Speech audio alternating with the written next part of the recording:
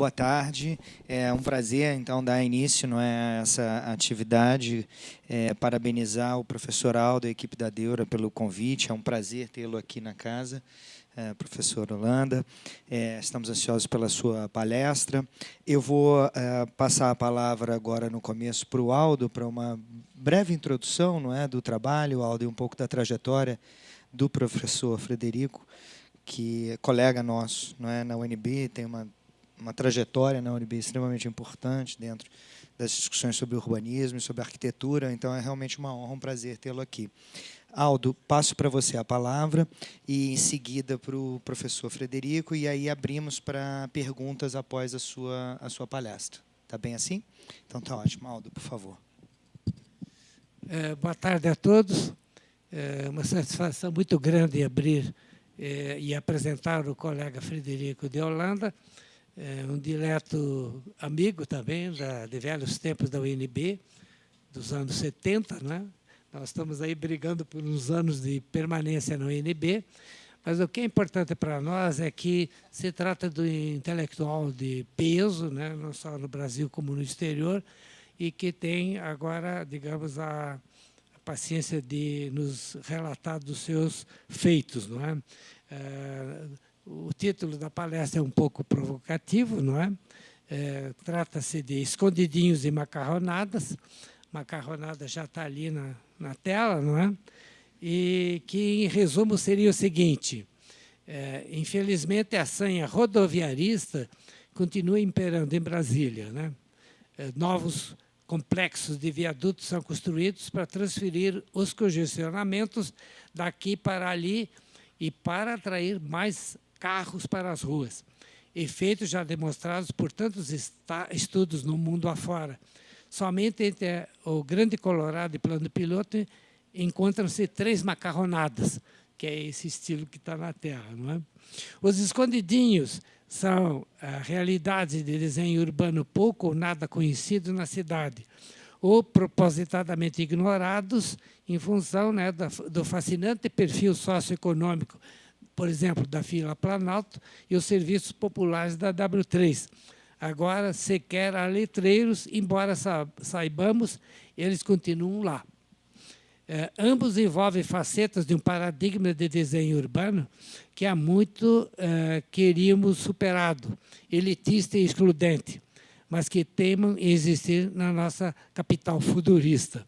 Eu devo dizer que não é de hoje que Frederico pensa dessa forma, porque na primeira coletânea que eu organizei na UNB, e casualmente editado em São Paulo e reescrito pela editora da UNB, chama Brasília, Ideologia, Realidade, Espaço Urbano em Questão, Frederico Holanda nos brinda com um artigo importante que fala sobre a morfologia interna da capital. E ele, como tem uma experiência no exterior, ele cita aqui Arthur Clarke, não é? Aquele célebre escritor de ficção, inclusive da ficção científica, né? Guerra nas Estrelas e coisa parecida, sei lá, né? Diz o Arthur Clarke, estavam tão ajustados ao meio ambiente em que viviam como este a eles, pois tinham sido projetados em conjunto. O que existia além de muros da cidade não lhes interessava, era algo que tinha sido como que varrido de suas mentes. Quer dizer, um pouco da alienação, né? O livro dele chama A Cidade e as Estrelas, que é muito procurado nas livrarias, está inclusive traduzido para o português, não é? Bom, eu devo dizer que Frederico sempre foi muito produtivo, né? Muitos alunos na pós-graduação, aliás, eu o conheci quando inicialmente a FAO, que na época se chamava AU, né? Arquitetura e Urbanismo, nos anos 70, inaugurou o curso de especialização e chamavam geógrafos que tinham doutorado para ajudar, e eu fui um deles, não é? Mas ele tem, entre outros livros que foi citado aqui pela Esther, Arquitetura e Urbanidade, Espaço de Exceção, que inclusive foi traduzido para o inglês, Brasília, Cidade Moderna, Cidade Eterna, 10 Mandamentos de Arquitetura, Oscar Niemeyer de Vidro e Concreto, Ordem e Desordem, Arquitetura e Vida Social, e esse que foi traduzido, Exceptional Space, de 97, e depois de 2011 foi reeditado. Então, quer dizer, basta essa pincelada para mostrar que se trata de um autor crítico, não é? Como só vai acontecer numa universidade digna desse nome, não é? E que nos ajuda agora a compreender, com esse escondidinho em macarronadas, o espaço urbano em Brasília. Nesse artigo aqui, ele já mostrava essa tendência dele, por exemplo, não só analisar as quadras. Eu lembro que a gente discutiu, né? Esse livro levou mais de ano para ser produzido, porque se ouvia cada um dos artigos antes de fechar a edição. Então, eu fui o organizador, e lá eu lembro que ele falava muito da 405, 406 Norte, não é? Assim como a Esplanada, né? O Paranoá também foi beneficiado com o estudo dele. Enfim, quer dizer, ele não é só um arquiteto da elite, ele é um arquiteto que vê a cidade em conjunto. Então, para não perder mais tempo, já que depois nós vamos ter a posse do Bruno, não é? Cruz, que acaba de chegar do exterior, não é? Vai reassumir hoje, eu vou passar a palavra, então, ao presidente para abertura real. Frederico, vamos lá, professor. Muito obrigado. Tá. Bom, ok, beleza. Boa tarde a todos. Eu não sei se eu preciso ficar com o microfone para efeito da gravação. Preciso, né? Tá. Não, tudo bem. Hein?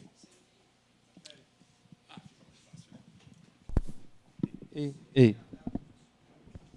Eu estava dizendo para o Dr. Lúcio que eu sou meio agitado, eu gosto de falar ficando andando. Mas dá para ficar me movendo por aqui? Tá. Eu não sei onde é que está o comandozinho. Onde é que foi parar? Estava aqui em cima da... Bom, boa tarde a todos. Inicialmente, queria agradecer o amável convite da Codeplan, por meio do querido amigo Aldo Paviani, e agradecer a presença do Dr. Lúcio aqui, que eu tenho o prazer de conhecer nessa ocasião. E também dizer que, Aldo, essa é a feitura desse livro que ele citou, Brasília, Ideologia e Realidade, foi uma das coisas mais lindas que me aconteceram na Universidade de Brasília. Em 1984, vocês imaginam, já lá vão 30 e que anos, é melhor não fazer as contas. Então foi lindo, porque foi realmente, como você falou, um trabalho de equipe. Não é? Houve inúmeros embates, Lia Zanota Machado, Gunther Kohlsdorff, Maria Elaine Kohlsdorff, Benício Schmidt, Cordeiro, Farré, enfim, o próprio Aldo.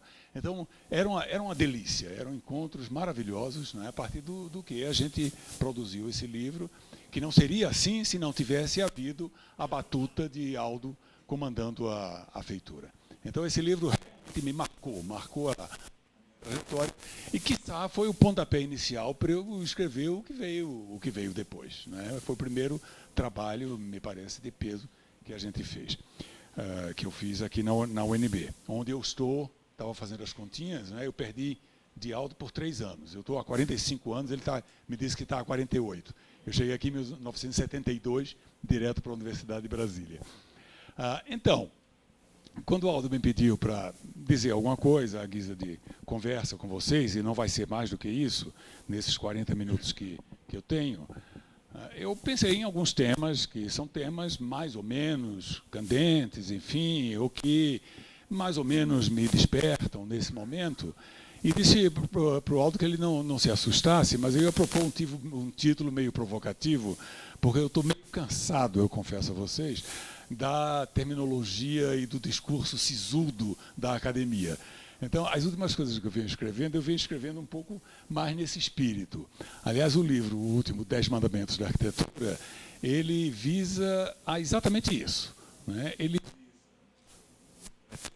pretendendo não deixar de ser sério e profundo, mas ser mais amigável com o leitor leigo, inclusive, no sentido de a gente apresentar o que é arquitetura ao leitor leigo e ao estudante iniciante, sem que o livro seja chato, banal e superficial para o pesquisador maduro. Né? Então, esse é o fio da navalha onde eu tento caminhar hoje em dia.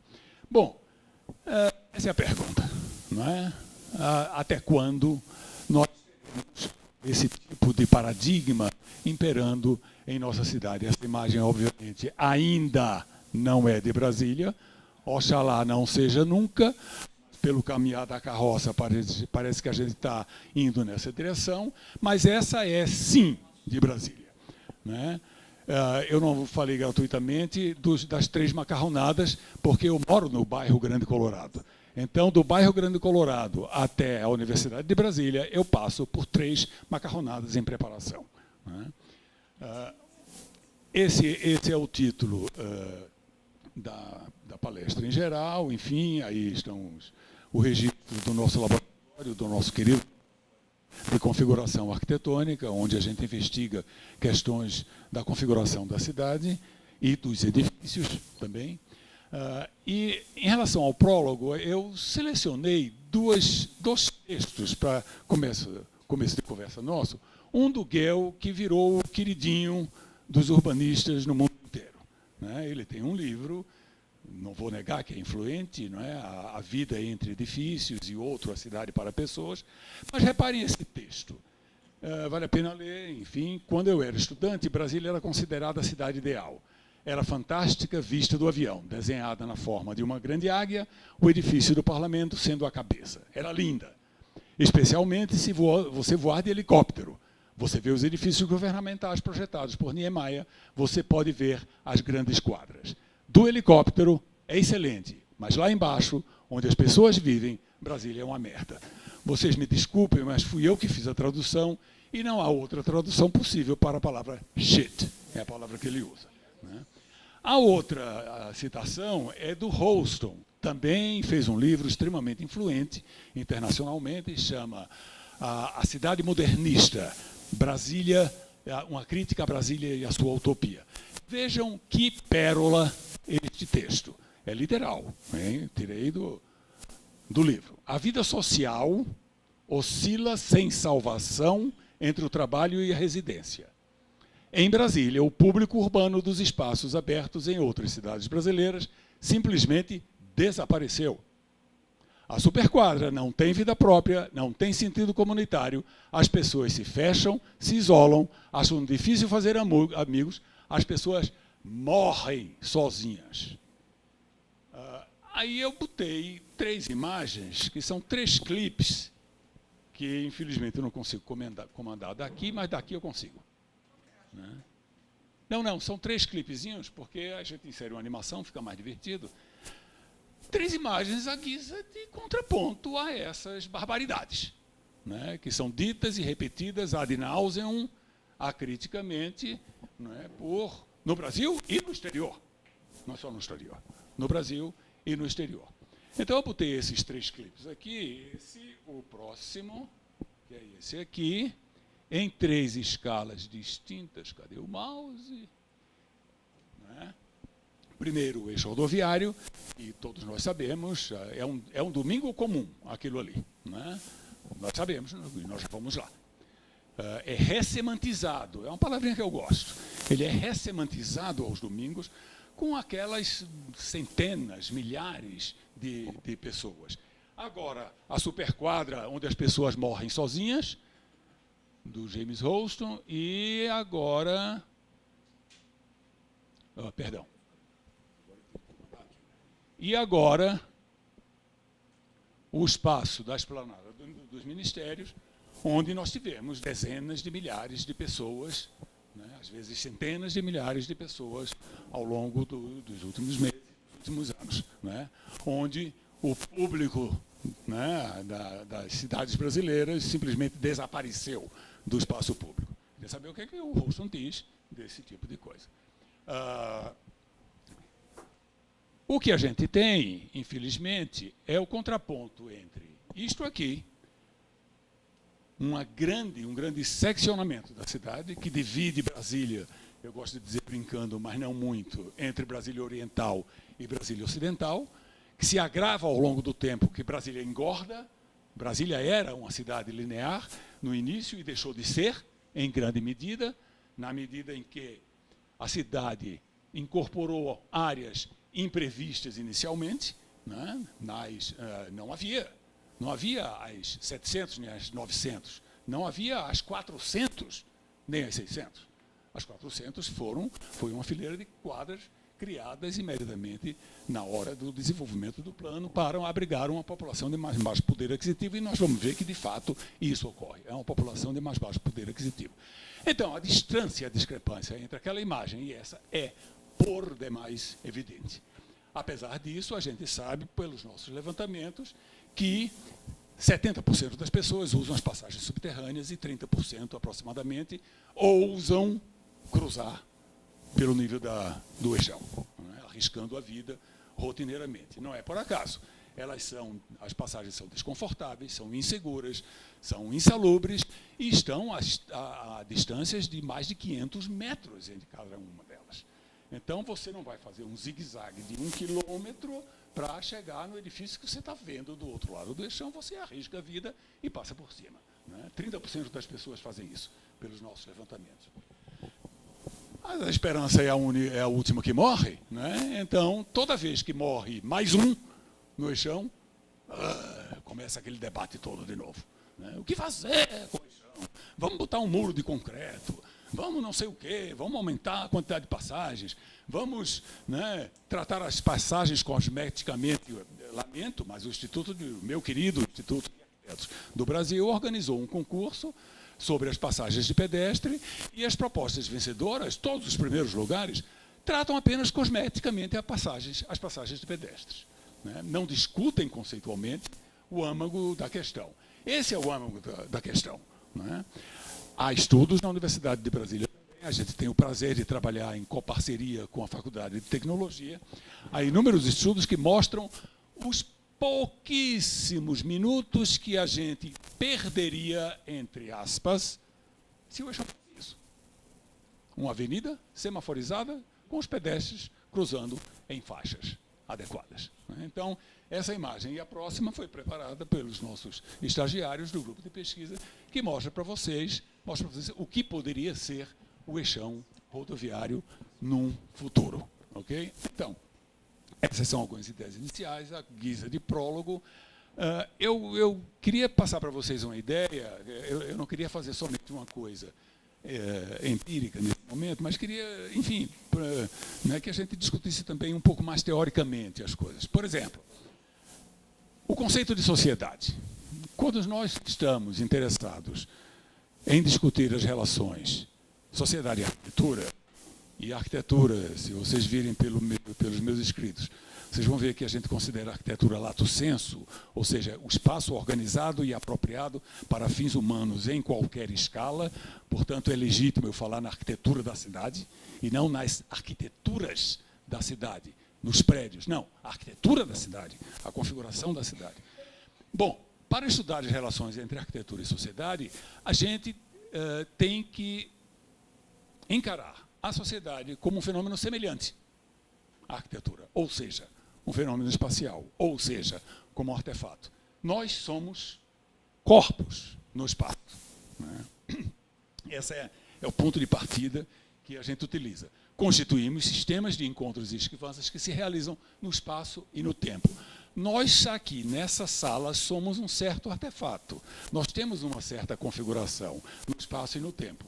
Daqui a uma hora, nós vamos estar em outra configuração. Vocês talvez voltem para o escritório, eu talvez volte para a minha casa, nós vamos estar em contato com outras pessoas, formando novas configurações. A sociedade é isso, são configurações no espaço e no tempo, e isso está intrinsecamente, como eu vou tentar mostrar muito rapidamente, relacionado com a configuração da arquitetura. Opa, perdão. 2 semanas atrás, eu li de uma sentada só 2 tijolos do Yuval Harari. Não sei se vocês já tiveram oportunidade. 2 best-sellers mundiais. Homo Sapiens, Uma Breve História da Humanidade, e o segundo, Homo Deus. 2 livros absolutamente fascinantes, por 3 razões. Primeiro, a quantidade de informações novas, pelo menos para mim foi, possivelmente para vocês, em grande parte será também, que ele traz como historiador, é um negócio impressionante. Segundo, a riqueza da interpretação em cima da informação. A discussão dele sobre a informação que ele traz. Terceiro, Ele escreveu exatamente como eu gostaria de ter escrito todos os meus livros. É um bate-papo com o leitor. Né? Você disse que tinha lido. Né? É um bate-papo com o leitor, é uma conversa, e, em função disso, ele não perde em nada a complexidade e a profundidade com que ele trata o tema. Repara que coisa linda é esse trechinho. Deixa eu ver se eu pulei outra coisa. Eu pulei. Eu utilizei já essa epígrafe do André Lerroy-Gourhan, que é um antropólogo, que ilustra muito bem a nossa intenção de pesquisa e de reflexão. O fato humano por excelência é, talvez, menos a criação do instrumento que a domesticação do tempo e do espaço. Era o que eu estava dizendo ontem. Né? A gente domestica o tempo e o espaço, inclusive de maneira representativa, simbólica. Você não precisa estar presente para entender o tempo e o espaço. Você representa o passado, representa o futuro. Quer dizer, a criação de um tempo e de um espaço humanos. Olha que coisa linda o parentesco disto com isto. Aqui agora é o Harari. Inteligência e fabricação de ferramentas foram importantes. Porém, se os humanos não tivessem aprendido a cooperar com flexibilidade em grande escala, nossos cérebros astutos e nossas mãos ágeis ainda estariam quebrando lascas de pedra e não átomos de urânio. É lindo isso, porque ele está falando exatamente em sistemas de encontros, espaciais ou transespaciais, pessoais ou via internet. Mas é isso, né? É a capacidade de cooperar. Então, aquela coisa das teorias reacionárias, né, em sociologia, em ciência política, de que o homem é o lobo do homem, balela. Né? A nossa capacidade, a nossa qualidade, nosso atributo essencial é a capacidade de cooperação. E a gente tem, ao longo da história, e ele mostra isso de uma forma muito bonita, nós temos simplesmente aumentado, sofisticado essa capacidade de cooperação através do espaço. Né? A distâncias cada vez maiores e em unidades espaciais cada vez mais complexas e maiores. Voltando ao Gell, ele fala em que um espaço urbano rico precisa ter atividades necessárias, opcionais e sociais. Está falando muito em espaços centrais. Okay? Só entre parênteses, vamos deixar de lado o fato de que o centro de Copenhague, e eu conheci esse centro, é um centro bastante elitizado. Então, dizer que o povo tomou conta do centro, que o âmbito é o reino do pedestre, que não tem carro, blá, blá, blá, vamos dar um descontinho aí, porque a periferia de Copenhague não usa o centro urbano, não. Porque não consegue sequer chegar nele, porque as distâncias são tão grandes que o pessoal não pega a bicicleta para ir e também não o transporte público. Então, fechando o parênteses, só para não deixar de dar uma cutucada, me parece que é uma classificação demasiadamente empírica. Por quê? Aí a gente volta. Opa, desculpem. O que passa? Ih, acabou-se. Acabou-se a bateria do bicho. Vamos aqui mesmo. Aqui dá.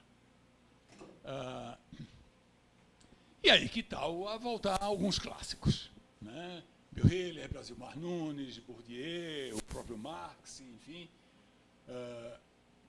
E me parece que a gente deve entender, procurar entender, porque tem implicações na ocupação, na apropriação dos espaços, como atividades que estão relacionadas à produção ou reprodução do capital econômico, do político, do ideológico, vocês já conhecem as 3 categorias marxistas clássicas aí, e do capital social, e aí entra Bourdieu na história.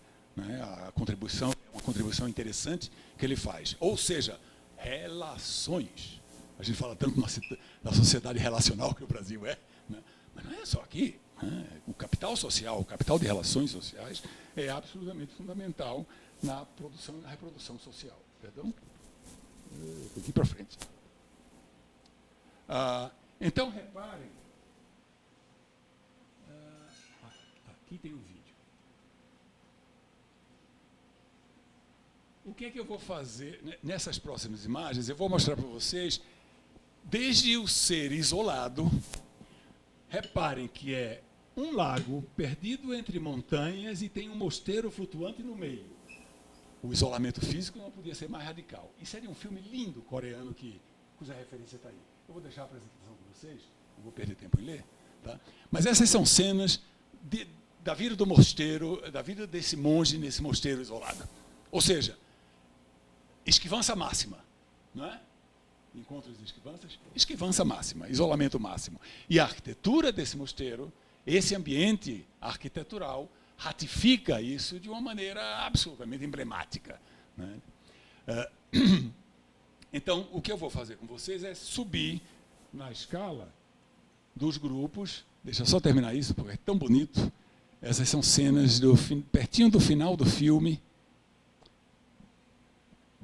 onde ele está fazendo essas espécies de exercícios, enfim.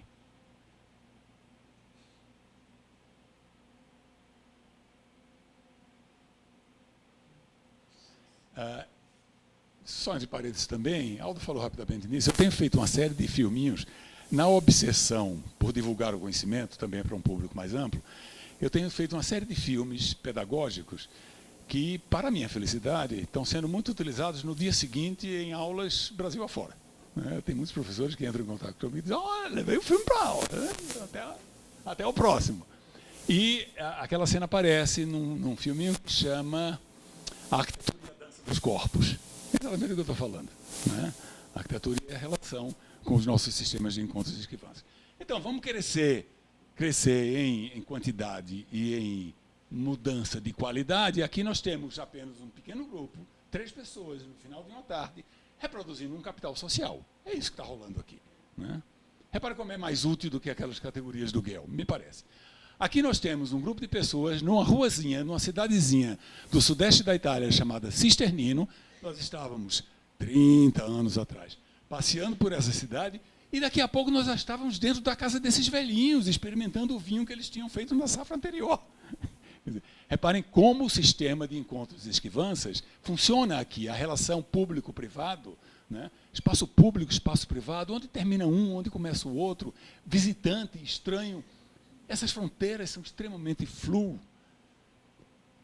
Aqui nós temos cenas de um encontro regional de estudantes de arquitetura em Alcântara. Eu saí para passear e não pude deixar de fotografar essa interação no mesmo espaço público entre os estudantes e professores e moradores. Aqui a gente tem um grande espaço, é o Parque de Greenwich, na Inglaterra, onde você tem pequenos grupos que formam um grande grupão, mas pequenos grupos isolados que reproduzem suas relações sociais individuais. Agora, aqui a gente tem um grande número de pessoas no mesmo espaço, um grande grupo similar, de iguais numa fábrica chinesa de produção de alimentos, né? Portanto, puro capital econômico sendo reproduzido. E essa imagem eu acho sensacional. São essas coisas que a gente utiliza na internet, né? Isso não podia ser mais emblemático do ponto de vista da dissimilaridade. Então, você tem o branco e o negro, ele está de camisa branca, ele está de cinza, ele está com um tablet e o negro está olhando o tablet. E então essa desigualdade e o capital político, as relações de poder, estão sendo claramente reproduzidas nessa relação.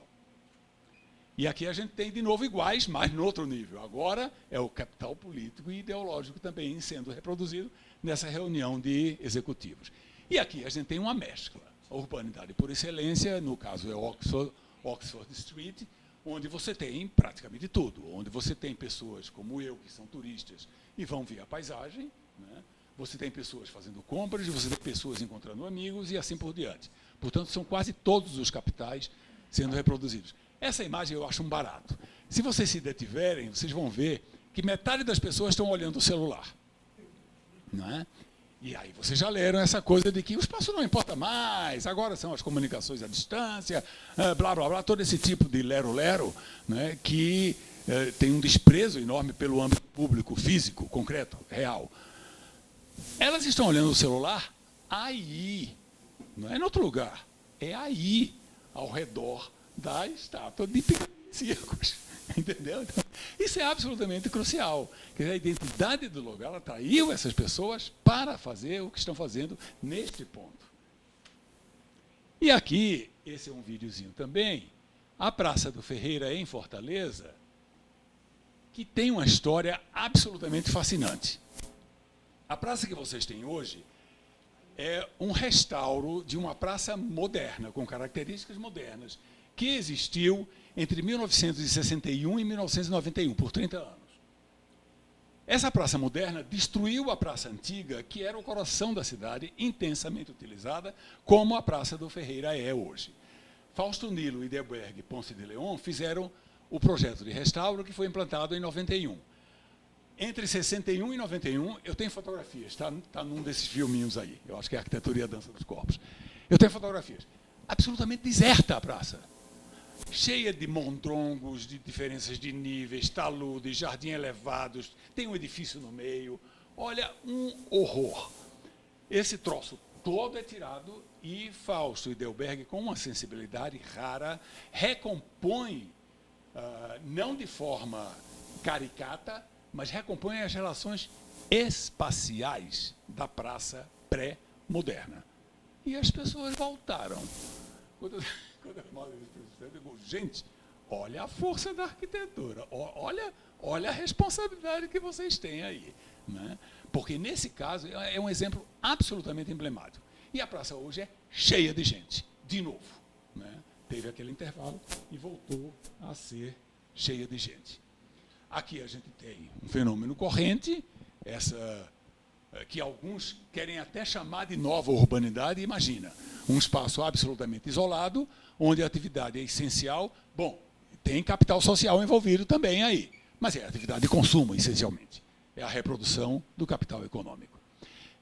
A coisa da Feirinha da Torre, eu gosto de mostrar porque quando existia a feirinha, a gente fez uma enquete, né, para saber as razões principais pelas quais as pessoas iam à Feira da Torre. E estava lá artesanato, comidinhas, a ficha do cartão postal de Brasília. Negativo. Disparada, a razão principal declarada pelos entrevistados era surprise, ver gente. Era isso, essa era a razão principal pela qual essas centenas de pessoas iam à Feira da Torre. Lamentavelmente, em nome de não sei o quê, de uma atitude absolutamente equivocada, de uma leitura extremamente pobre da realidade, a feira foi trasladada para aquele sítio horroroso, aquele minhocário que existe, né, aqueles edifícios tortinhos, circulares, que existe atrás da torre de TV, e se destruiu essa paisagem humana maravilhosa que a gente tinha. Aqui, Brasília, junho de 2013, que alguns querem caracterizar como o começo da onda conservadora no Brasil, né, e que absolutamente não foi. Não foi. Uma entrevista brilhante, muito recente, do Vladimir Safata, ele discute esse tipo de coisa. Diz que é um delírio, isso é um delírio. Né? Não dá para a gente, enfim, desdobrar isso agora, mas o que eu queria chamar a atenção é que, depois de anos, a plataforma do Congresso Nacional foi ocupada novamente, né, por essa belíssima multidão que estava aí. Estamos crescendo em escala, agora a gente tem 70 mil pessoas nesses novos, né, nesses rituais modernos, no Maracanã, e aqui a gente tem, foi a imagem que eu consegui com mais gente, 3,2 milhões de pessoas nas Jornadas da Juventude com o Papa Francisco em Copacabana. Né? Bom, para exemplificar esses sistemas de encontros e esquivanças, né? Os vários tipos de encontros e esquivanças, tamanhos, qualidades e relações com os lugares, principalmente com a arquitetura desses lugares. O item 3, Aldo me fiscaliza. Eu estou tentando me fiscalizar também, mas me controla aí. O item 3, a gente vai falar sobre fissuras urbanas, que foi um termo, um achado de um mestrando meu que fez uma tese, uma dissertação de mestrado muito bonita sobre Brasília. E eu volto a citar Harari, né, o historiador que eu falei para vocês. A história não é uma narrativa única, mas milhares de narrativas alternativas. Sempre que escolhemos contar uma delas, escolhemos também silenciar outras. E a gente vê isso em Brasília. O que é que a gente vai ver? A gente vai ver fissuras na ordem hegemônica. No tipo monumental, e talvez vocês tenham estranhado o tipo, eu acho um tremendo equívoco as tais das escalas. Escala é outra coisa. Né? Você tem um tipo morfológico urbano monumental, ou um bairro. Aliás, Lúcio Costa não usa a palavra escala no relatório do plano piloto. Outros usaram e ele ficou incorporando. Né? Mas não, ele fala em bairro, ele fala em setor, ele fala em tipo.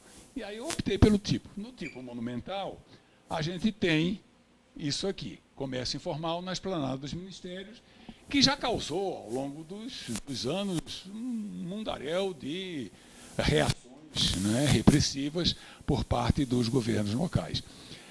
Louve-se, na última portaria do IPHAN, de maio de 2016, admite-se, finalmente, o que Lúcio Costa já tinha proposto. Gente, não é novidade nenhuma. Ele propôs edifícios comerciais conectando os blocos ministeriais na esplanada dos ministérios. Como isso não foi feito, o homem comum de Michel de Certeau, aquele que inventa a cidade na sua vida cotidiana, criou os comércios informais, os seus quiosquinhos e assim por diante, né? Claro que a portaria do IPHAN não regulamenta, quem regulamenta é o GDF, então ainda está faltando essa regulamentação e, efetivamente, a implantação desses edifícios comerciais que complementariam a paisagem da esplanada dos ministérios, até, quiçá, permitindo que você fizesse uma happy hour aí mesmo, não precisasse ir para a Vila Planalto, que é linda e eu vou falar sobre ela.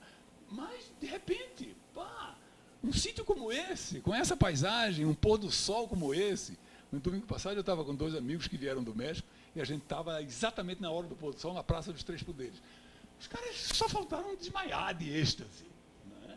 Então, sabe, a gente despreza esse tipo de coisa e faz desse espaço a presença exclusiva do funcionalismo público, a casa do aparelho de Estado, em vez de você ter essas outras atividades, a reprodução do capital social, do capital ideológico e assim por diante. Não, a gente tem só a reprodução do capital político.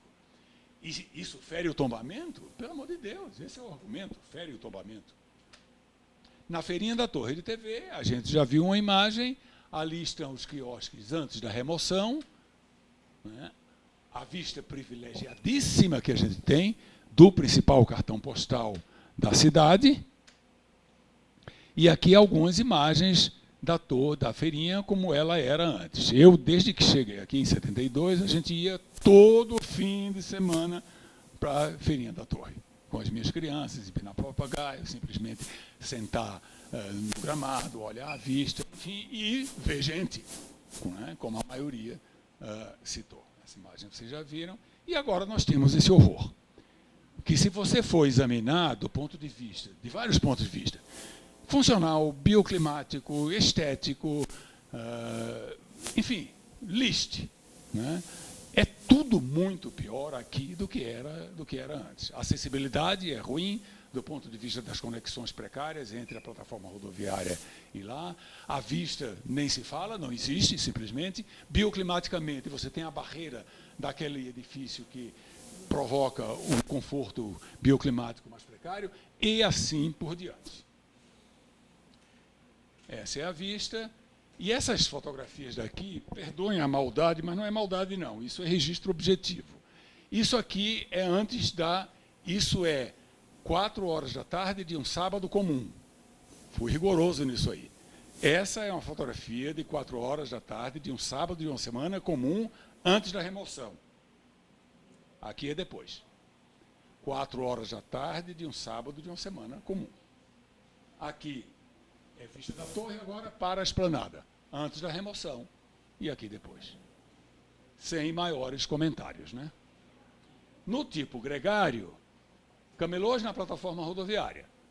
Vocês se lembram, né? O Aue que foi em 2008, porque eles tinham invadido, né, um espaço que não era deles. Eu não me lembro agora qual era o tipo de discurso, mas era mais ou menos por aí, né?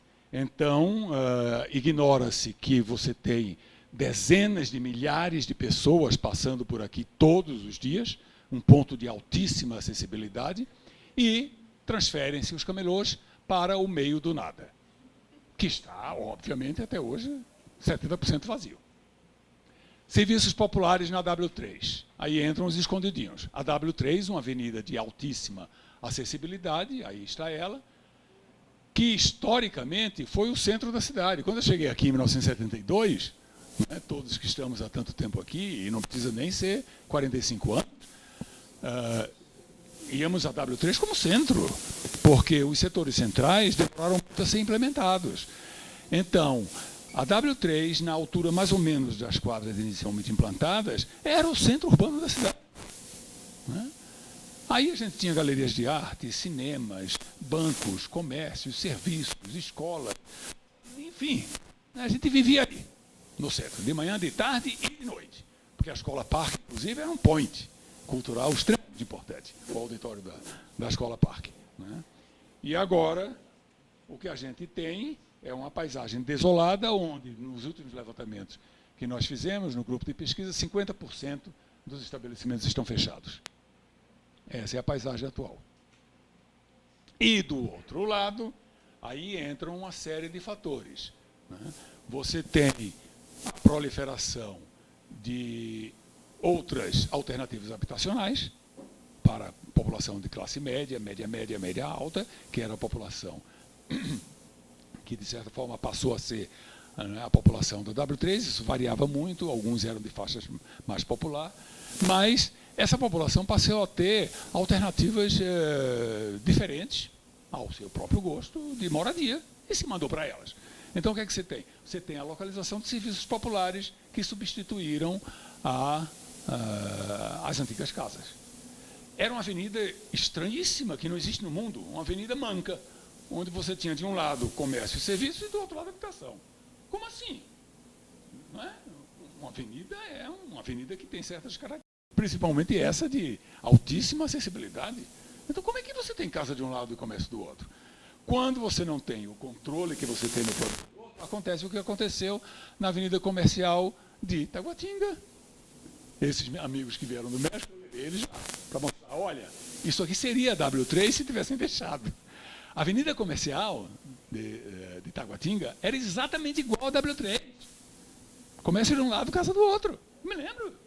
Desde quando a gente chegou aqui. Não é? Só que o processo lá, o homem ordinário, o homem comum de Michel Dessertot foi mudando através de decisões descentralizadas de milhares de sujeitos, atores sociais, foi mudando a cara da avenida. E hoje ela é completamente outra coisa. E esse é o futuro que a W3 pede para ser. Né? Mas não. Então, o governo até agora cedeu à pressão das classes médias, morando no interior, para que não haja serviços, no meu ponto de vista, porque são serviços populares, que não têm lugar numa área de alto poder aquisitivo. Não é? São pensões, sedes de sindicatos, babalorixá, cartomantes, cursinhos noturnos, enfim. Não é? Você não tem outra possibilidade de localização no plano piloto desse serviço. Eles foram para aí, foi a chance que apareceu. Eles foram para aí. Né? E agora estão escondidinhos, porque como é ilegal, né, eles morrem de medo da paulada, da repressão em cima. Né? Então, pouco tempo atrás, a gente via muitos letreiros. Não vê mais. Não vê mais. Mas a gente sabe que eles continuam aí. Então, a coisa é meio boca a boca, site de internet e tal. Mas o letreiro na fachada, não. Não bota, porque senão você leva pancada. Esse é um exemplo de uma madame de tarô. Enfim. No tipo bucólico, claro, a gente tem apropriações indevidas. Porém, eu não vejo comumente uma observação em relação ao relatório do plano piloto de Lúcio Costa, ou seja, o documento fundador e o projeto do plano piloto. Lúcio Costa abriu uma exceção fora da tradição brasileira. Ele permitiu a privatização da orla para hotéis de turismo e clubes. É literal isso. Contra a tradição brasileira. Essa é a tradição americana ou europeia. Né? Nesse caso foi para o mal. Em outros casos foi para o bem. Ele se inspirou nas cidades barrogas e nos gramados de minha meninice, como ele fala em relação aos planados dos ministérios. Mas aqui foi para o mal. Ele abriu a porteira com um boi, claro, boiada inteira. Né? Então, esses absurdos são hotéis. Acredite quem quiser, me engana que eu gosto. Né? Flats e tal, coisas do gênero. Algumas coisas provisórias como essa estão lá e vão ficar por não sei mais quantos anos. E no tipo residencial, isso é o que eu quero mais contar para vocês, e já estou chegando perto do meu tempo. Na Vila Planalto, talvez vocês não conheçam a irônica utopia social que é a Vila Planalto ainda hoje. São remanescentes de um acampamento de empreiteiras, que foi construído, né, implantado no comecinho da construção dos edifícios, particularmente da esplanada dos ministérios. Deixa eu beber um golinho.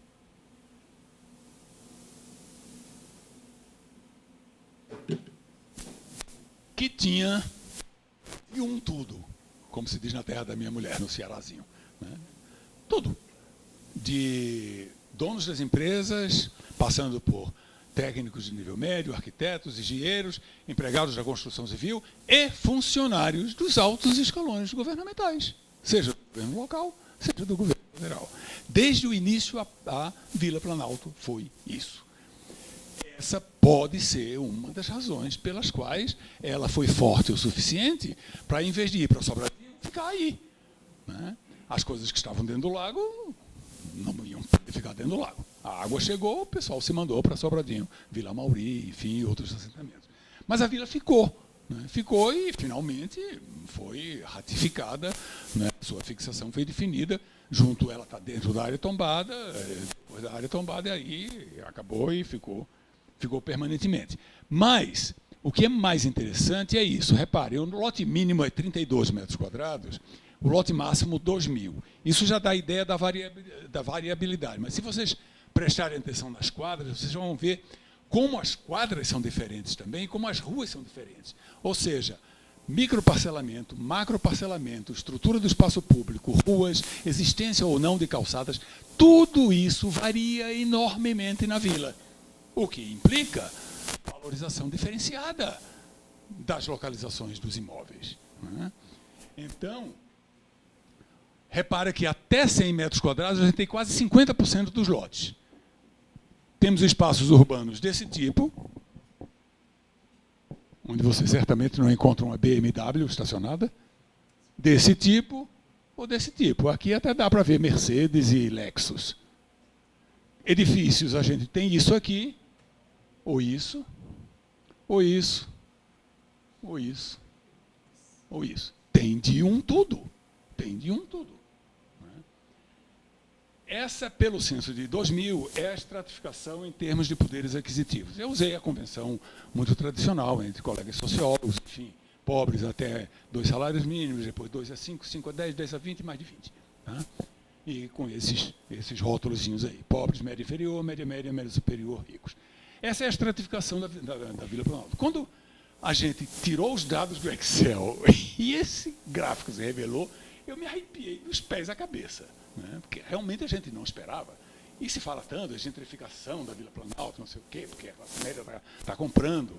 Enfim, uma daquelas casas que eu não vou dizer qual é de um colega nosso, professor da Universidade de Brasília, por exemplo. Enfim, muitos outros também têm casas lá. Mas quando eu vi esse troço, eu digo, putz, que loucura que é isso aí.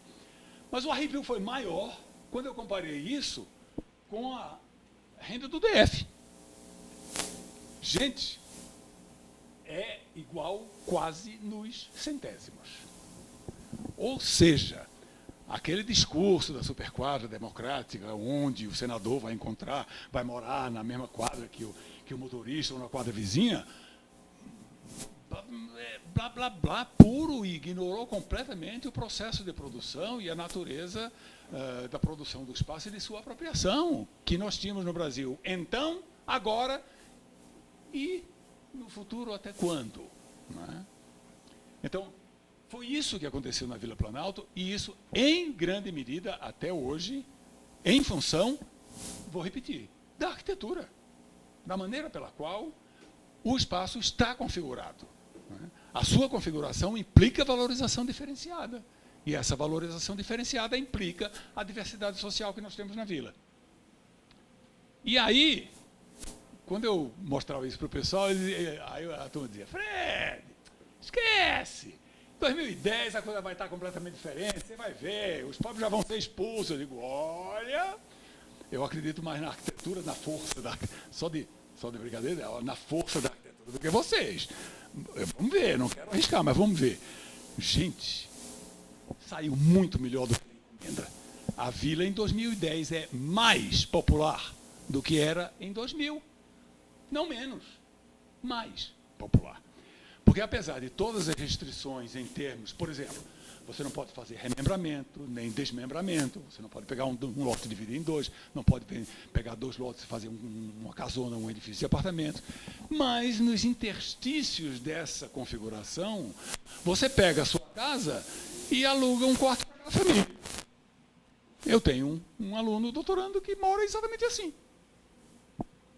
Então, bingo, a vila hoje é mais popular do que era em 2010 por conta desses processos. Tem uma imagenzinha que eu vou mostrar rapidamente para vocês, para mostrar como essa coisa é importante e vejam como isso tem consequências em relação a projeto e a normatização, né? Quando a gente ensinava, agora eu não estou mais na graduação, só estou na pós. Quando a gente ensinava a meninada da graduação, eu mostrava esse trabalho para eles e incentivava-os ao máximo a projetarem bairros residenciais com vários tipos edilícios, o mais variado possível. De 125 metros quadrados até, enfim, coberturas triplex, né? Porque isso tem certos resultados. Essa coisa, a comparação da Asa Sul como um todo, nós pegamos o conjunto de setores censitários, né? Asa Sul como um todo, Asa Norte como um todo. É muito interessante, a diferença não é muito grande, mas é visível. Olha, lá a gente tem, na Asa Sul, quase 50%, não, um pouquinho mais de 50% está na faixa superior. Aqui, não, é cerca de 45% na Asa Norte. E por quê? Bom, a imagem diz. A quantidade, a gente sabe, né, Aldo, a quantidade de estudantes que moram em cima dos comércios locais da Asa Norte é enorme. E não só isso, né? Nas quadras 900, me engana que eu gosto, né? Aqueles edifícios não são absolutamente comerciais e de serviços e escritórios. É um mundaréu de edifícios aprovados como comerciais e que são residências. Ótimo! Ótimo! Porque nós estamos trazendo e permitindo mais gente morar no plano piloto. Em vez de a gente ter, né, 70% de empregos formais na RA1 contra 7% de população da municipalidade, quem sabe, pelo menos, a gente ajuda um pouquinho aí, né, nessas possibilidades de trazer mais gente para morar no coração da metrópole. Infelizmente, o padrão continua, de bairros homogêneos, seja para os ricos, Noroeste, Vale dos Horrores, né? Eu fotografei isso ontem. Eu fico impressionado. Olha a distinção entre essa área do comércio local e essa aqui. Isso até parece, com um pouquinho de imaginação, até parece uma cidade tradicional, uma cidade pré-moderna. Eu evito usar o nome tradicional, né? Mas isso aqui, isso é o comércio local com os novos edifícios do Noroeste. É a anti-urbanidade por excelência. A vingança é que muita gente comprou esses edifícios, esses apartamentos, por R$13 mil o metro quadrado e não consegue vender hoje por 8. Essa é a vingança. Ou para os pobres, claro. Homogêneo de um lado e homogêneo do outro. O trabalho da Vila Planalto mostra que isso não é delírio nenhum. O que eu estou dizendo não é delírio. Está aí, está na nossa venta. Existe, aqui e agora. Se você tem uma outra postura em relação ao planejamento habitacional, uma postura um pouco mais sensível, mais sofisticada, baseada em evidência, não é o Noroeste que você faz. Nem é aquele novo Paranoá, o novíssimo Paranoá, aquele último conjunto que eu mostrei do Minha Casa Minha Vida que você faz. Isso aqui, só para terminar, é para mostrar para vocês como a gente questiona aquela máxima. Não se diz que valorização do imóvel é função de localização, é função de 3 fatores. A velha piada. Localização, localização, localização. Não é não. Não é não. É função da arquitetura. Porque essas áreas, repare que embaixo eu tenho os quilômetros para o centro da metrópole. A distância é em quilômetros para o centro da metrópole. Olha como varia enormemente, independentemente da distância. A relação distância-poder aquisitivo, não vou mostrar a vocês, a gente fez a correlação. É baixa. É baixa. Ainda existe, ainda é uma correlação positiva, mas não é essas coisas, não é essas maravilhas, não. Então, é muito em função do tipo edilício.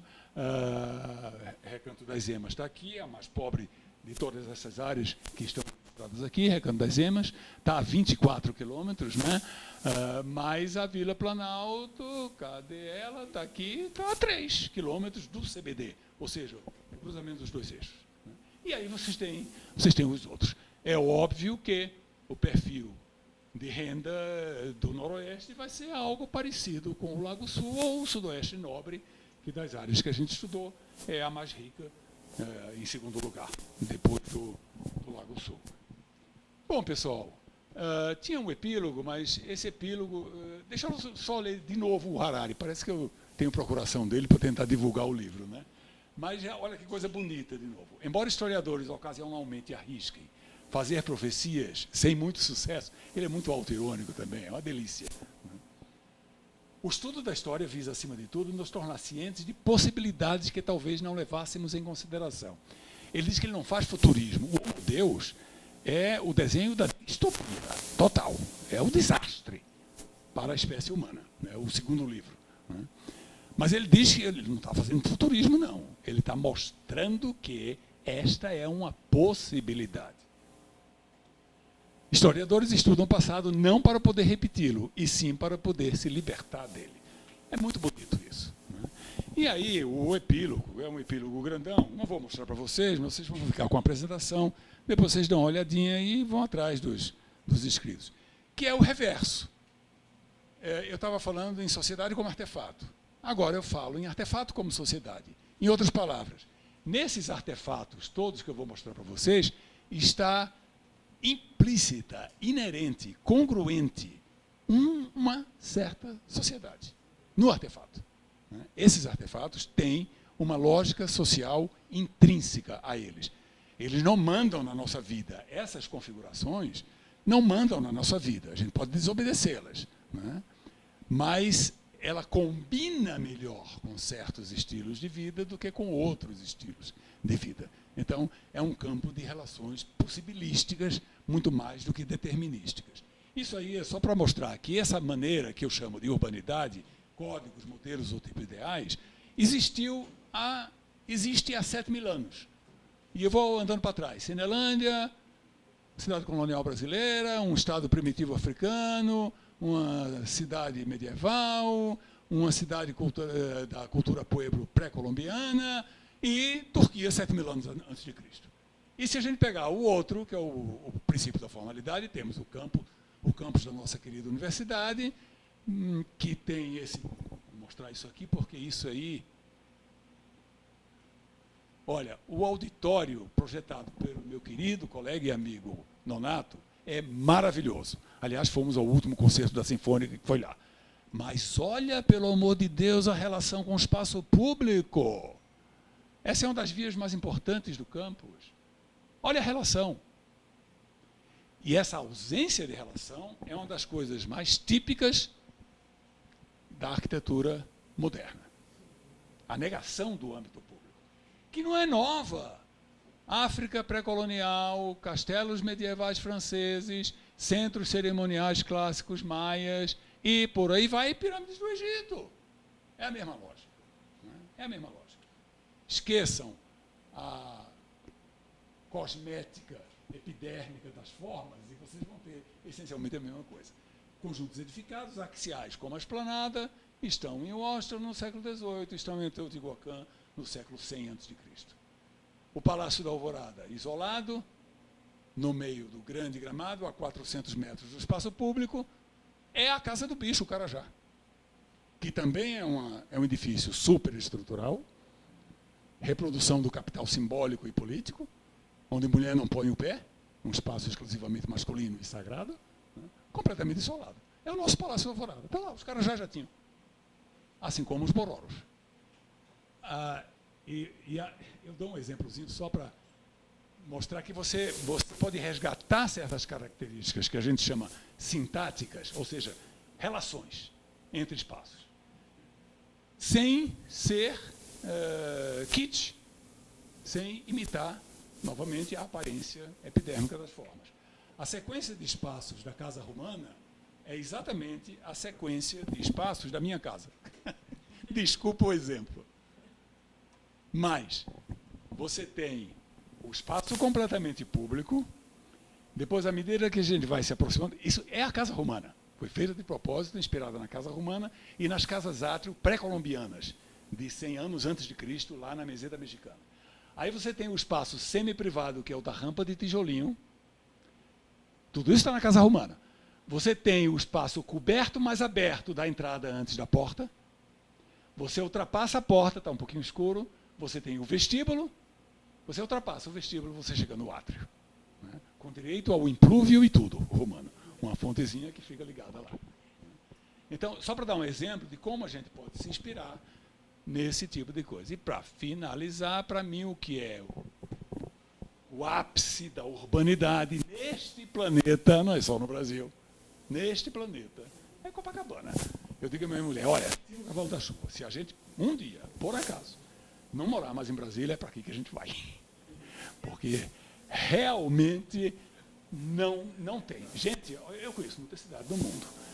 Tem pontos, tem coisas, tem alguma coisa um pouco diferente. Mas como Copacabana, essa concentração de vivência e de urbanidade, a nossa amiga onde a gente fica hospedada diz que ela tem no quarteirão dela tudo que ela precisa. Ela não precisa cruzar a rua. Porque ela tem no quarteirão tudo. Absolutamente tudo. É isso. Obrigado.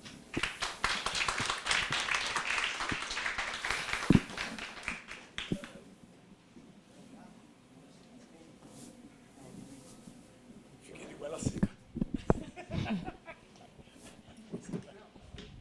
Vamos recompor a mesa e vamos passar para o segundo momento do debate. Professor, fique à vontade. Professor, muito obrigado pela apresentação. Foi um prazer, uma delícia ouvi-lo. Ver essas imagens, né, traz uma vida enorme para a sua fala. Parabéns, muito obrigado de novo. Vamos abrir para comentários, perguntas da plateia. E depois eu tenho alguns comentários, acho que a Aldo também deve ter. Mas vamos começar primeiro com vocês. Quem quiser se inscrever, por favor, se orienta. Isso. E, por favor, se apresente. Tá? Bom, então eu vou começar. Sou arquiteto. Eu tenho que falar de alguma coisa, né? Enfim, Sérgio Jatobá, gerente de estudos urbanos.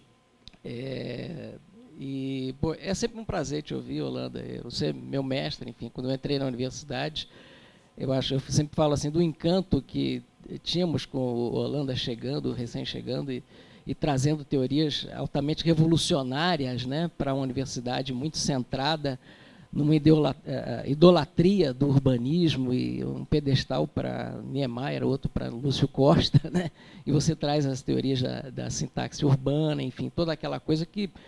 E eu era um daqueles estudantes, e realmente isso mudou muito a cabeça da gente, porque muitos tinham críticas a Brasília, mas tinham medo de expressar isso, né? Acho que você foi o primeiro que trouxe abertamente, e trazendo, enfim, todas as suas pesquisas comprovam o que você, né, colocou, e um dos pioneiros, pelo menos para mim, tem o Rossum, o James Rossum, enfim, críticos né, já de muito tempo do urbanismo moderno. Aliás, o urbanismo, quando começou, quando Brasília foi inaugurado, o urbanismo moderno já era altamente criticado, né? Brasília realmente veio no final do... Né? E, enfim, tudo que você coloca, para mim, é sempre um prazer, né? Mas você abre a tua exposição com uma frase do Yangel, né, que hoje está muito, né, colocado, porque ele associa a Brasília a todo o mau urbanismo do mundo, ou seja, ele chama todo o mau urbanismo do mundo, que contraria aquilo que ele acredita que seja o bom urbanismo, tem a síndrome de Brasília, né? E isso é profundamente injusto, como você coloca. Quer dizer, você é uma pessoa que já fazia essa crítica antes, né? E ele, enfim, também um feroz crítico do modernismo, mas há que se reconhecer que Brasília é muito mais do que aquilo que... Aliás, acho que ele só viu Brasília do alto mesmo, né? Ele disse que esteve aqui em Brasília, mas só esteve na esplanada dos ministérios, e, evidentemente, não teve como aprender a cidade como você aprendeu e mostra para nós, né? Mas, até a propósito disso, quando saiu essa expressão síndrome de Brasília, eu escrevi um texto que mostrava que, enfim, reafirma algumas coisas que você falou. Primeiro, que o modernismo não é o culpado exclusivo de todos os males do urbanismo, porque muitas das coisas já existiam antes, e o urbanismo moderno também é uma colagem de várias teorias, né? Não é uma coisa nova exatamente, né? Enfim, e que eu achei muito interessante o que você mostra da Vila Planalto, porque, de fato, quer dizer, você une as duas coisas, você une a questão da crítica mal feita ao urbanismo moderno, mas também que a sua transgressão àquela rigidez do urbanismo cria uma situação altamente urbana, né? Que é o que falta, que é a base da crítica que o Guiel faz, né? Então, acho que isso que eu queria pontuar, né? Quer dizer, somente alguém como você, que conhece muito a cidade, poderia realmente fazer uma crítica, não o Guiel, né? Então, estou muito mais contigo do que com ele, e eu acho que as pessoas deveriam ouvir mais a tua crítica do que a dele, tá? Assim como o comentário inicial, era isso que eu queria falar. E agradecer pela tua palestra, evidentemente. Vamos colher algumas reações e depois a gente volta a palavra. Mais alguém? Ana, por favor. Bom, eu sou Ana Maria Nogales, diretora de Políticas Sociais e da UNB. É um prazer enorme sempre, né, Frederico, ter você. Eu queria dizer que uma das primeiras vezes, né, que te ouvi, você apresentando a influência da arquitetura na vida das pessoas, eu falei, será que é tanto assim? Eu fui uma das que falou, eu acho, né? Acho que em 2010 vai mudar essa coisa. Eu lembro numa palestra sua lá na arquitetura. Eu falei, não, eu acho que vai mudar, porque isso daqui vai ter, né, uma ocupação maior, está no centro da cidade. E eu vejo, realmente, depois eu comecei a pensar, aprendi muito com você. Queria dizer isso, né, que eu acho que você tem um olhar, né, assim, aguçado pela forma e como isso influencia nas relações. E eu aprendi isso. E hoje eu vejo, né, eu vou olhando a cidade, né, e vendo como é que o espaço urbano pode influenciar, né, numa maior sociabilidade ou retrair. E eu conheci, recentemente eu fui nessa Praça do Ferreira, estava falando aqui para o Sérgio, tem uma pastelaria lá excelente. Maior, está escrito na placa, né?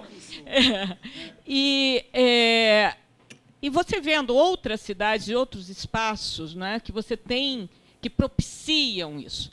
Né? Esse projeto que você apresentou aqui, eu já tinha visto, né, desse, como é que chama, um boulevard, né, do eixão rodoviário, que é uma proposta, você tem que integrar a cidade, fazer com que as pessoas usufruam desse espaço.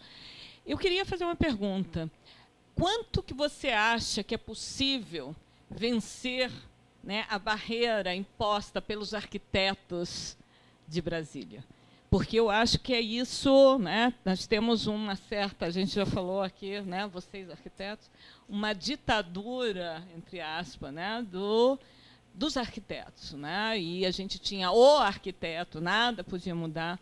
E o quanto que seria possível mudar, por exemplo, o W3, a gente vê que tem os espaços vazios que poderiam ser, né, muito melhor ocupados. Por exemplo, você é cheio de café ao longo da esplanada, ali atrás da torre, onde está realmente a feirinha, mas integrá-la mais com o parque da cidade, com os equipamentos que estão ali atrás, que é a cultura, o esporte, etc. Então, quanto que a gente pode avançar nisso?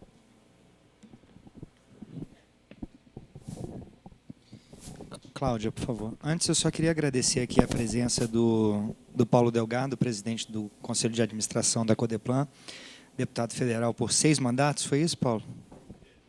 Foi? Não.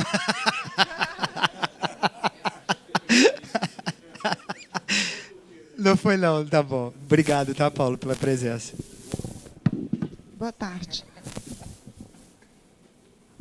Professor, eu queria parabenizar e dizer que foi assim, tá sendo uma tarde ótima ter ouvido a sua palestra, assim, é super bacana.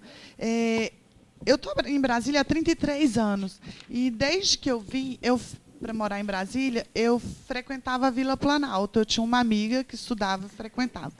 E a vila, na época, ela era até tida assim como um lugar meio fúnebre, meio pejorativo e tal, muita violência era tida na época na Vila Planalto.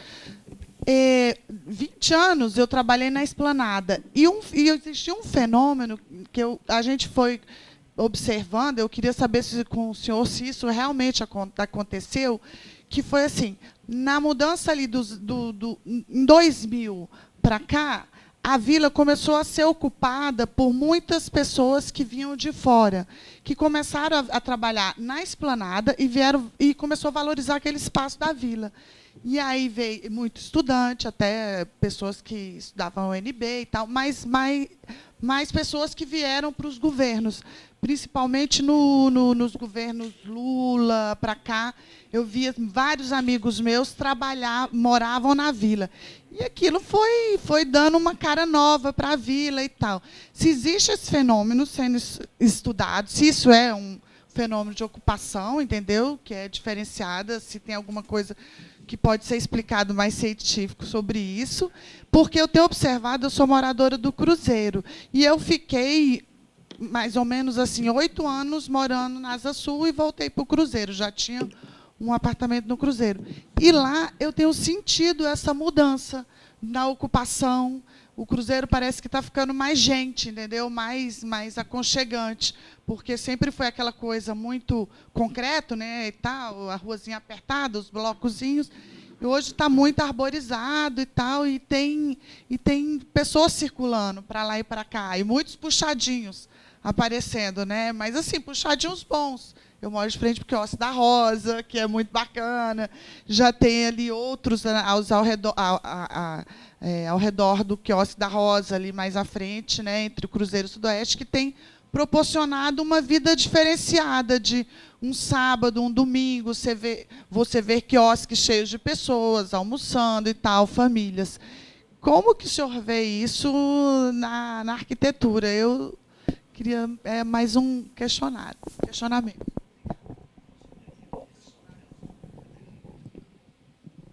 Vamos, então, devolver a palavra aqui para a mesa. Eu não sei se, Aldo, você quer comentar alguma coisa já. Eu também tenho alguns comentários a fazer, mas eu vou passar a palavra para você, depois eu faço, e aí o professor Frederico encerra, não é, com a sua fala. Está bem assim? Perfeito. Bem, boa tarde a todos, né? Eu fico muito contente de ter mudado a data para que o professor Frederico de Holanda conseguisse vir aqui, porque na data prévia ele não poderia, porque fomos brindados por uma excelente aula de como uma cidade tem que ser tratada, não apenas do ponto de vista arquitetônico, que é a especialidade dele, mas do ponto de vista humano, né? A cidade se humaniza. Mas eu tenho uma dúvida que eu acho que já nos assalta aqui na Codeplan, que estamos fazendo um trabalho lá no Paranoá sobre que você brevemente citou, que é a Minha Casa e Minha Vida, né? Enfim, morar bem, sei lá, que é o seguinte, está se expressando na coletividade de um modo geral, sobretudo do que eu ainda chamo de cidades satélites, porque elas seriam verdadeiras cidades satélites, como Taguatinga, como Núcleo Bandeirante, porque, de acordo com o Instituto de Geografia e História, que organizou um vocabulário, ele diz que a cidade satélite é aquela que tem uma relativa autonomia em relação ao quadro metropolitano. Mas está começando a haver um problema de ordem social, que é devido a essa rachadura que existe entre o plano piloto. Não há uma barreira, mas ela acontece, que é no sentido do grau de pertencimento das populações que foram periferizadas, porque você assistiu bem isso, não é? Você teve uma limpeza das favelas do plano piloto, numa centrifugação da população, que hoje é diferente porque O plano piloto tem 7, qualquer coisa por cento da cidade inteira, né? Os outros restantes, né, estão nas chamadas cidades satélites, que viraram RA por uma questão até de administração, tudo bem. Mas o que você imagina que se possa, digamos, nessa máquina demorar, ter também uma integração da população, no sentido de que o plano piloto e tudo faz parte desse todo metropolitano que está nesse mapinha aí, não é? Com certa forçação de barra com Cristalina, como você falou antes da palestra, mas que é uma realidade em função da interação, da mobilidade, etc. Quer dizer, talvez lá fora tenha uma necessidade dessa interação, porque lá é realmente o lugar para morar, como foi também uma população centrifugada em função da moradia, dos aluguéis, etc. Eu lhe agradeço muito ter vindo aqui. Fico satisfeito de mostrar que na imagem inicial, né, do Charles Maier, que tem aqui uma tríplice onda, né, aquela favela que tinha na colina, em seguida as 400 e depois o São Miguel, né, que agora foi transformado na outra edição, na Cidade Real, que é o sudoeste aqui, não é? E logo abaixo a ainda meia borrada metrópole brasiliense. Vai lá, então essa a dúvida. Bom, muito obrigado de novo, né, pela apresentação, excelente. Eu acho que eu tenho dois pontos, duas perguntas, e um pouco voltados agora também para a questão da LUOS, que está sendo rediscutida e repensada, e o governo deve encaminhar uma proposta, e uma das colocações, ou talvez uma das perspectivas que esteja embutida nessa nova discussão da LUOS é a ideia de ampliação de uso misto, que eu acho que está na essência em certa medida, não é, pelo menos está na essência de Copacabana, que é o exemplo que você nos trouxe, não é, de um bairro com características urbanas interessantes para a convivência e a integração humana, né? Isso que eu estou entendendo que é a essência do que você está falando, né? Então, isso tem a ver, obviamente, com densidade, tem a ver com locais que são densos e integrados com o resto da cidade. Então, você tem que ter mobilidade também, não é, para permitir essa visão, eu acho, de um bairro que eu concordo, eu compartilho. Quando a gente sai de Brasília, é tudo que a gente procura, né? Bairros densos, cheio de lojas, supermercado, o que for, né? Para você, gente na rua, não é? É algo que a gente sente falta. Quais são os locais dentro do Distrito Federal? O senhor falou da W3, essa é uma possibilidade. Queria chamar a atenção, talvez, para o setor comercial sul como um outro local, talvez, de reapropriação, né, por conta das pessoas do uso do espaço urbano. Não sei, queria a tua opinião um pouco sobre isso. E outros locais dentro do DF que pudessem ser repensados dentro dessa lógica de adensamento e de uso misto e de facilitar, não é, o encontro entre as pessoas, e a Vila Planalto, obviamente, é um grande exemplo. E, além desses no plano piloto, vamos olhar para as RAs também. Eu queria que você olhasse um pouco para as RAs. Você falou de Taguatinga, né?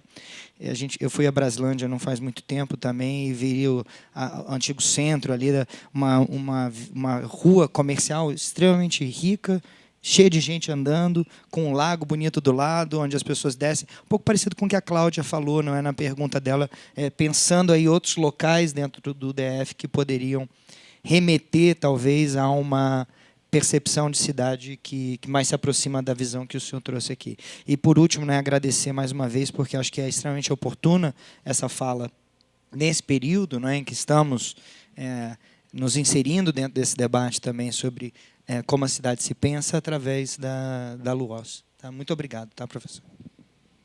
Tá, muito obrigado, Lúcio.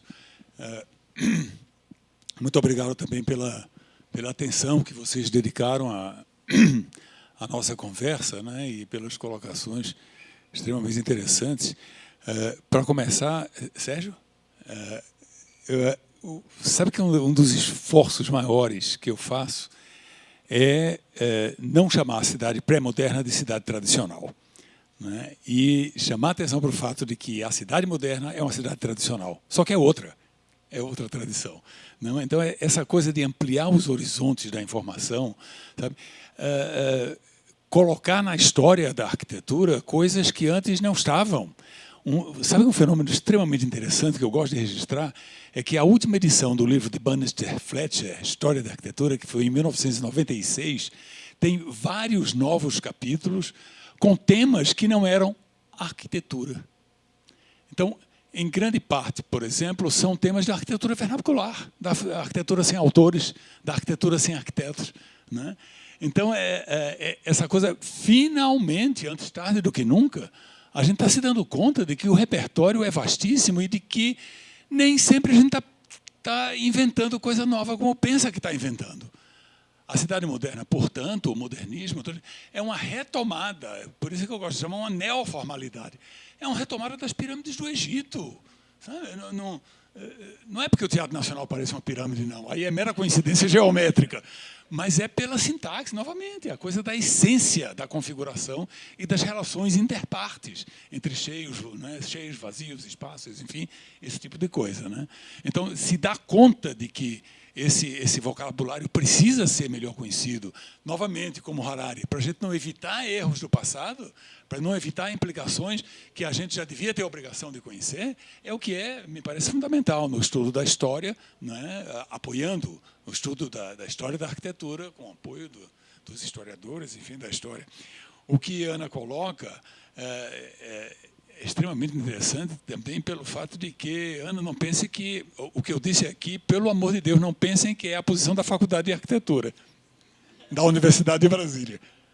Não é? A faculdade está rachada e eu não sei se é ao meio, não sei se é 50-50, ou não sei se é 30-70 ou 70-30. Mas tem, claro, tem uma defesa muito forte dentro da faculdade e fora dela, na corporação profissional. Aliás, na corporação profissional a defesa é mais forte ainda, né? Então, é uma luta grande dentro do nosso campo. Aí vou usar o Pierre Bourdieu de novo, né? No campo da arquitetura, é um embate muito, muito forte, né, em relação à Brasília, à arquitetura moderna, enfim, ao próprio conceito de arquitetura. Muitos colegas ainda abraçam o conceito de arquitetura que o Lúcio Costa utilizou em 1930. Pô, né? 70, 87 anos atrás, pelo amor de Deus, estou certo? É isso mesmo. Sabe? Então, ele ainda fala que a arquitetura é construção mais beleza. Estou caricaturando, mas não muito, hein? Porque, essencialmente, é isso mesmo, né? E por isso que muitos chamam a Vila Planalto, dizem que é um local que não interessa examinar, porque não é um local esteticamente qualificado. Aquilo não é arquitetura. Olha o delírio, né?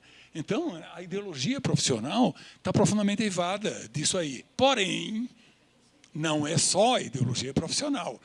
A gente testemunhou agora, recentemente, o episódio do restaurante, na unidade de vizinhança, o restaurante de vizinhança, né? O governo findou se submetendo à vontade das classes médias e altas daquela área, que leram aquilo como um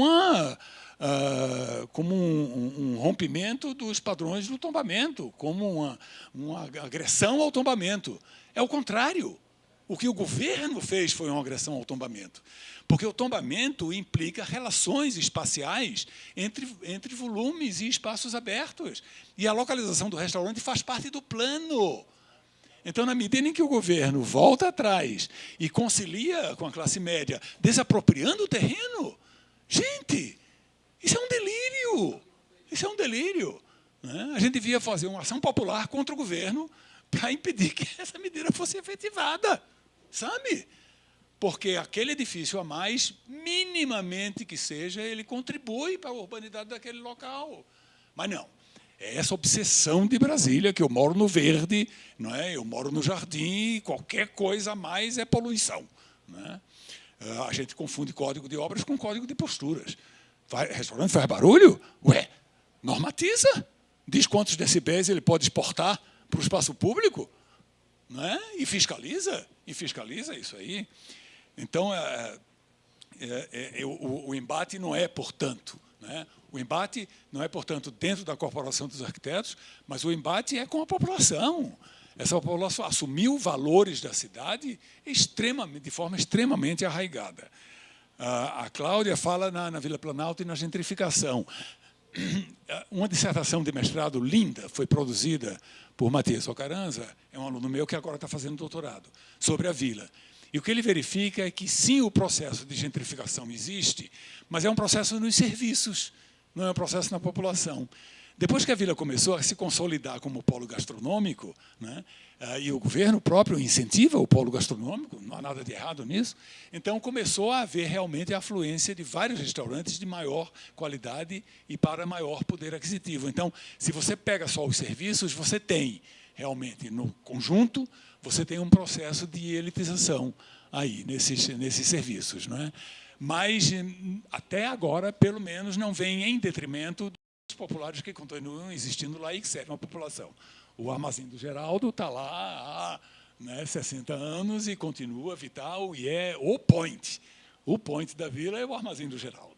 Né? Um grande mercado, enfim, naquela coisa lá. Uma outra coisa que eu queria falar, voltando um pouquinho às colocações que a Ana fez, a coisa das relações, arquitetura-comportamento, a coisa do determinismo. Né? Realmente, hoje, a gente está um pouquinho menos hard na coisa do determinismo arquitetônico, a gente não acredita tanto nisso, em função de experiências várias. Por exemplo, tem dois fenômenos em dois países distintos, um na França e um no Brasil, que são muito parecidos, que é um espaço como, no Brasil, Tiradentes, na França, Peruge. Peruge é uma cidade medieval, fica pertinho de Lyon, e Tiradentes é a cidade colonial brasileira linda que vocês conhecem. Né? Esses dois espaços eram espaços cheios de gente no cotidiano, eram espaços para troca, essencialmente, historicamente, a gente sabe, por documentos, enfim, de várias maneiras, de várias fontes. Hoje são espaços praticamente desertos, são cidades desertas, porque são cidades, são núcleos, não são cidades mais, são núcleos urbanos de segunda moradia. Peruge, a classe rica inteira de Lyon comprou a cidade. Então, você vê, ela está toda, como é patrimônio, ela está toda por fora, mantidas, paredinhas de pedra e tal. Né? Você bota o olho numa janela, você tem a casa mais high-tech que você puder imaginar. E a mesma coisa aconteceu com Tiradentes. Né? A Bárbara Freita estava me falando outro dia, enfim, ela tem uma casa em Tiradentes, e se a gente não cuidar, vai acontecer com Piri. Vai acontecer com Pirinópolis. O processo de periferização da população original do centro já está começando. Né? Então, você tem uma sobreposição semântica, deixa eu usar a palavrinha, né, em cima da configuração sintática que tem, oferece um campo de convívio implícito, enfim, mas que pode desaparecer. Né? Pode desaparecer. A gente tem que cuidar para que isso não aconteça. No caso do Paranoá, eu fico também impressionado, assim, só para dar mais um exemplo, eu tinha notado, o Pelourinho da Bahia é outro. Né? Os estudos do pessoal da Federal da Bahia sobre o Pelourinho são fascinantes e assustadores. Né? Apenas 2% da população original do Pelourinho continua morando lá. Olha que loucura. Virou um cenário. É um espetáculo. Né? Um espetáculo para o turista. O negócio do Paranoá, a gente acompanhou, né, Aldo, você se lembra? De 1980 até 1989, nós acompanhamos ombro a ombro a luta dos moradores. Não é? Que eles queriam a fixação da favela e o governo queria transpor para o local em que está hoje o novo Paranoá. Então, e junto com serviço social, sociologia, a Faculdade de Tecnologia, arquitetura, enfim. Aí a Faculdade de Tecnologia, o governo produzia um documento dizendo que não podia implantar a infraestrutura. A Faculdade de Tecnologia, na semana seguinte, mostrava que podia, com um documento técnico super azeitado. Né? E assim foi durante 9 anos. Até que realmente, até em função, inclusive, de enfim, interferência na associação dos moradores, políticas e tal, eles jogaram a toalha e o governo passou literalmente as máquinas em cima e acabou com isso. Mas, Aldo, áreas no plano tem pra caramba. Agora, são áreas sacrossantas, como, por exemplo, o entorno da Vila Planalto. Né? Quando o Lúcio Costa fez um projeto de expansão da vila, ele fez um projeto de expansão da vila, mas como ele não reconhecia como legítima aquela configuração, ele projetou o quê? Superquadras. para expandir a vila na direção bucólica em tantas áreas ociosas que existem ao redor do plano, transformando, inclusive, um tecido urbano que hoje é, para usar os termos de Borges, o grande poeta argentino, o labirinto do deserto, né? O nada, como setor de embaixadas, por exemplo. A gente se perde no setor de embaixadas, porque você não tem... Aquilo é um labirinto do deserto, não é o labirinto de muros, é o labirinto do vazio. Não é? Ocupar aquilo com um setor habitacional. Não estou inventando, existe na Asa Norte. Novamente, como a W3 que a gente propõe existe na W3 Norte, né? Foi um escândalo quando nós propusemos 5 pavimentos nas 500 da W3 Sul. Né? Quando a gente participou do Concurso Nacional de Ideias, etc. E tal. Não, nós somos os demônios aliados ao capital imobiliário. Eu digo, gente, esqueceram que na Norte tem? Então, lá não é demoníaco, na Sul é. Né? Com isso, Aldo, 20 mil habitantes a mais poderiam morar na W3 Sul. Olha aqui, olha que coisa. E aí eu me lembro do setor chamado Setor Futuro Oeste, atrás da rodoferroviária. Por semestres, foi um tema de trabalho meu com os estudantes de graduação. Nós temos 4 quilômetros quadrados de uma área profundamente degradada, portanto, não vai haver impacto ambiental nenhum. Pelo contrário, na verdade, a implantação de um bom projeto vai melhorar, vai ter um impacto extremamente positivo no meio ambiente natural e total, né? Você estava falando antes. Sabe? São 4 quilômetros quadrados onde poderiam morar fácil 100 mil pessoas. Metade da população do plano piloto hoje, da RA1. Né? Metade da população da RA1 podia morar nesses 4 quilômetros quadrados. Né? Em tipos edilícios, e aí, de novo, aí vem os insumos da nossa pesquisa, extremamente variados. O que os alunos propunham era desde edifícios de 30 pavimentos. Aí eu argumentava com os caras, olha, vamos cutucar o cão com vara curta. Vamos falar sistematicamente, não é para interferir na paisagem do plano. Então tá. Então, até que altura eu não vejo do plano? E a gente fez curvas de visibilidade em função do relevo. Até 100 metros de altura, ali no setor oeste, atrás da rua, eu não vejo do plano piloto. Né?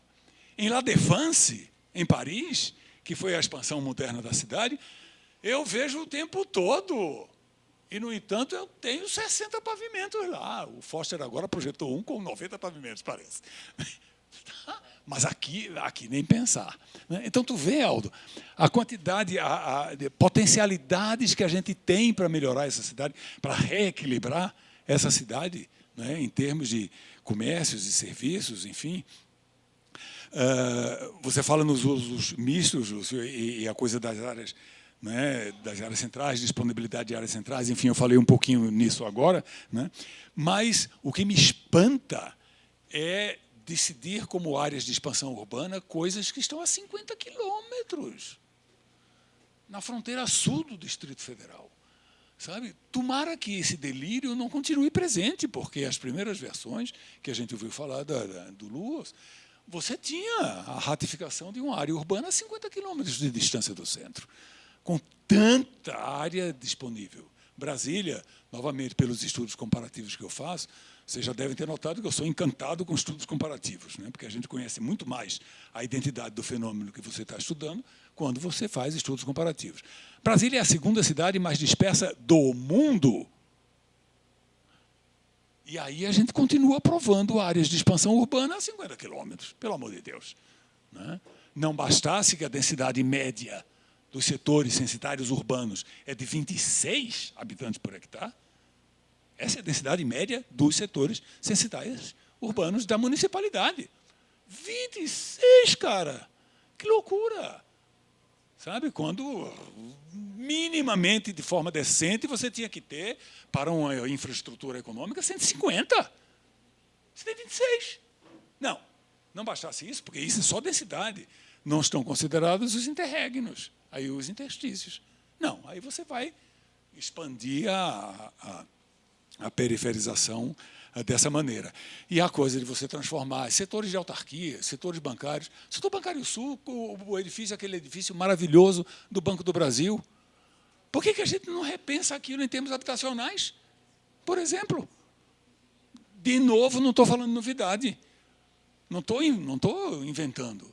Em Porto Alegre, o pessoal fez isso. Antigos edifícios, para a burocracia estatal, foram transformados em habitação de interesse social. Entendeu? Em tantos outros casos, só citei Porto Alegre porque esse me veio à memória agora, né? Em tantos outros casos você tem. Né? Então, potencialidade tem pra caramba. O problema são as barreiras políticas e ideológicas com as quais a gente se defronta. Né? Gente, muito obrigado de novo pela oportunidade e pela presença de vocês. Eu tenho que encerrar.